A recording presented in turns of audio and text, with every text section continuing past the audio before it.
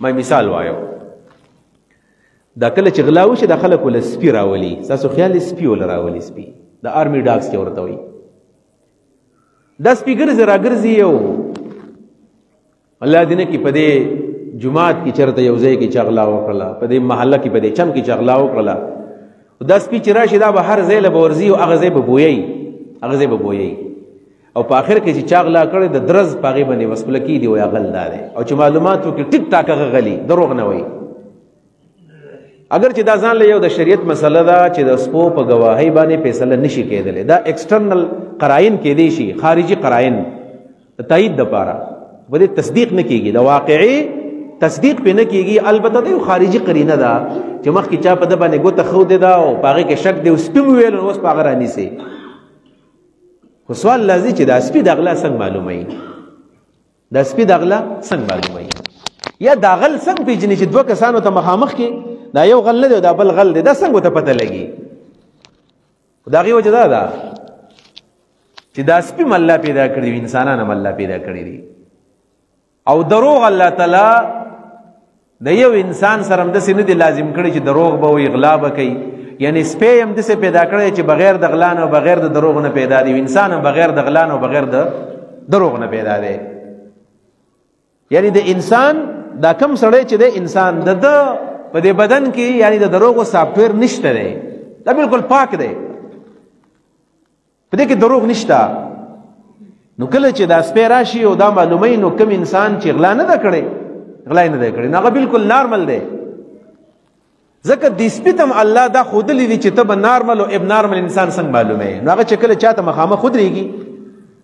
نو د کوم سړي چې غلا کړی دا د او د کوم چې غلا نه ده کړی د در باډي لینګویج بدل لې نو خود به خود هغه د سپیتم دا پته را چې دا انسان دروغ نه وای دا غلا نه کوي دا جوړ داسې دی بغیر د دروغ نه بغیر د غلا نه بغیر د حرام نه پیدا دی دا کله چې د غلط او مخامخ شینو دا د نور انسانانو ورته ناشنا ښکارې شي بیا عام انسانان خو بغیر د دروغ نه دي بغیر د خیانت نه دي او ورته نارمل ښکاری او دا کم انسان چې غلا یې کړ دا ورته اب نارمل ښکارې شي هغه ته پته لګي په دې انسان کې څه مسله شته دی ځکه هغه خپل اصل خپل فطرت پرې ښودلی دا پولیس نه دا سپی خبره پولیس څنګه دا پیژني سړی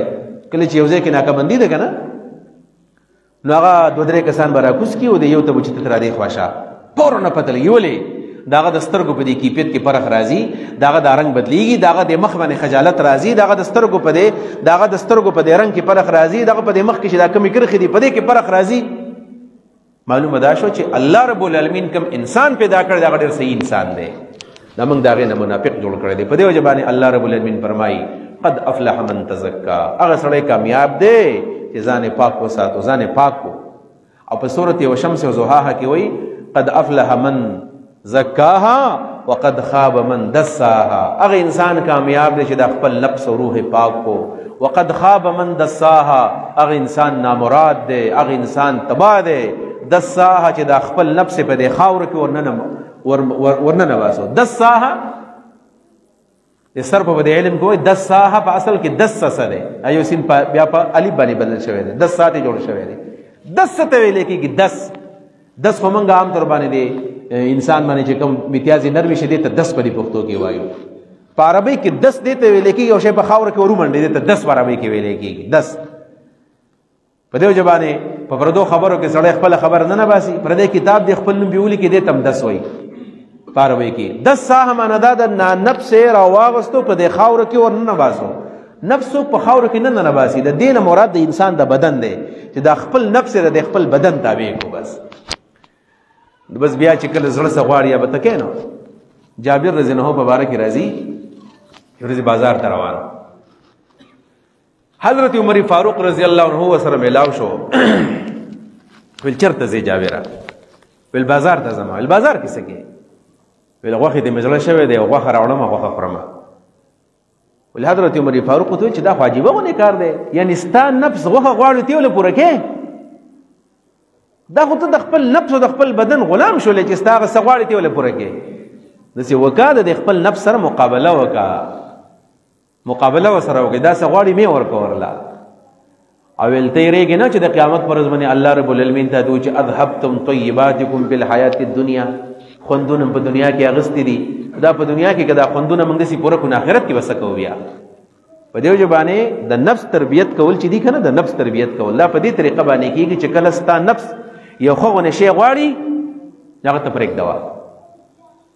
ستا نفس کله کله خپل خوراک غواړي پرېږ دوا ستا نفس کله کله خپل گاډي غواړي ما لا خپل گاډي خپل جامې ستا نفس غواړي مې اخلا د ټول عمر کې سړی په جمی کې خېخې جامې بوډ کې خېخې جامې خپېزار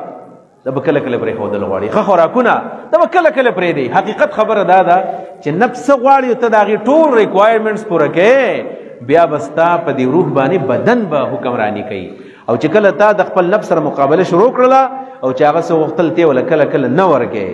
نو بیا بستا د روح بستا په دې بدن باندې حکمرانی شروع کی او کله چې روح په بدن باندې حکمرانی شروع کی د انسان بیا کامیابی البته قرآن کریم دسی یو کتاب دی کنه عام تر باندې موږ چې د ډاکټرانو لاړ شو هسپتال دا یاره وې زما پلانې بیماری نه هغه ته ورشه ټیسټ وکا ایکس رے وکا ایم آر آی وکا او دغه شانی به سی ټی سکین وکا د دې مختلف سيزونو هغه بیماری ډایګنوز کی وې داستا بیماری ده بیماری ډایګنوز شي البته علاج نشته بس انټي بایوټیک خورا او یا دغه سره سره پین کیلر خورا او یا د آرام ګولې خورا او دغه سره سره پکې وسه هغه سټیراید راغلی چې کله پینټي بایوټیک باندې کار نه کی سټیراید خورا نو خبر شمه گزاره بدی وی کیږي دسی وته وی کنه او بعضی خطرناکي بیماری دغه اړو علاج نشته لري نو زمنګ د دنیا ډاکټران بیماری ډایګنوز کولې شي بیماری معلومولې شي خدای علاج سره نشته لري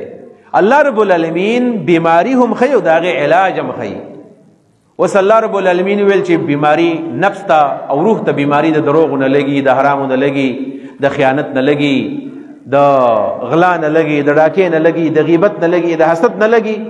وس بدا نفس څنګه پاکو منګه دا غي علاج هم خود لري قد افلح من تزکا هغه انسان کامیاب دی چې ځان پاک کو څنګه د دوه علاجونه خود لري نن به ان شاء الله په دې سبق کې دا دوه ټکی یادو چې دوه علاجونه الله رب العالمین د نفس د علاج د پاره او د روح د علاج د پاره خود لري سوي قد افلح من تزکا وذكر اسم ربه فصلى دو علاجونه شو ذکر اسم ربه فصلى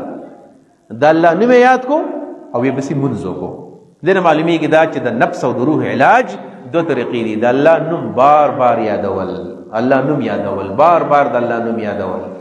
لہذا د نفس علاج کیږي په سبانه په ذکر او اذکار باندې کیږي په تلاوت باندې کیږي تلاوت دې سره ځان عادت کول او دا خبره د تجربې نه ثابت خبره ده چې کله یو انسان د روزانه تلاوت معمول ځان له جوړ کی د ټایم ټیبل صحیح وي بیا او چې د ریګولر تلاوت نه وي د ټایم ټیبل بیا برابر نه وي